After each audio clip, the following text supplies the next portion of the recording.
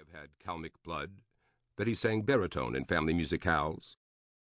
Arthur pronounced the Russian forename and patronymic perfectly, with easy familiarity, as if in some earlier life he had sung folk songs with Lenin on that sealed train to the Finland station, as if he had been entrusted to deliver secret messages for the revolution.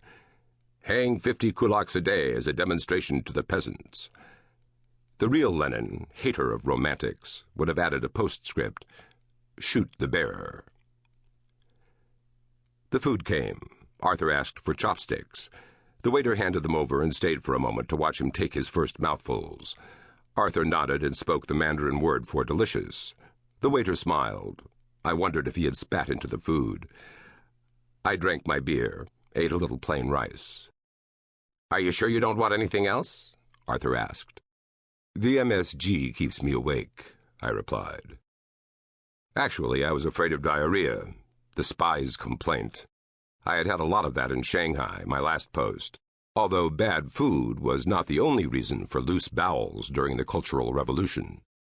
My assignment in China had been to penetrate the Red Guards and baptize a few converts for the future, and also to make assurances to old friends who were being taunted and whipped through the streets and exiled to hard labor in mines and farming communes. I gave them what help I could, which is to say, none, and promised them that the true cause would be waiting for them after the madness passed, or, same thing, Mao died.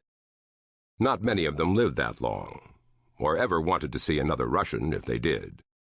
But some did, as we shall see. After that, my target in America, the campus anti-war movement, should have been easy. It was a soft target, in no way frightening or difficult, but I had made little progress. After a year of close observation, I had concluded that the counterculture was not composed of serious people.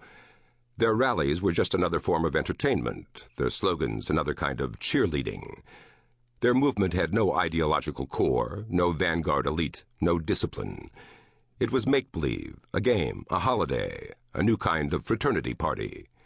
Combat boots instead of white bucks, drugs instead of beer. But the objectives were the same: sex and intoxication. The true revolutionary makes revolution to escape from the inescapable. In America, nothing is inescapable. These children knew they could escape any time they wished simply by going home again, by acknowledging the reality of money and choosing it. American capitalism would roll over them like the irresistible ocean that it is. We, the real left, the eternal left, would be left holding a second mortgage on their idealism. They could not make revolution, but they could enable it when its moment came, when its leader emerged. What I required, what I was looking for, was the leader. Once I had found him, history would make the moment. But first, the man. Revolutions almost always begin with one man. One man is all I ever hoped for. Arthur's job was to find him for me. He was not the only talent spotter we had recruited, of course. There were others like him on other campuses. But he was mine, and he was the one whose failures were freshest in my mind. Arthur finished his food. He put down his chopsticks and said, "I think I've found someone for you." I said, "Name?" This was not the question Arthur expected. He had been trained never to utter names in the presence of strangers. I repeated the question.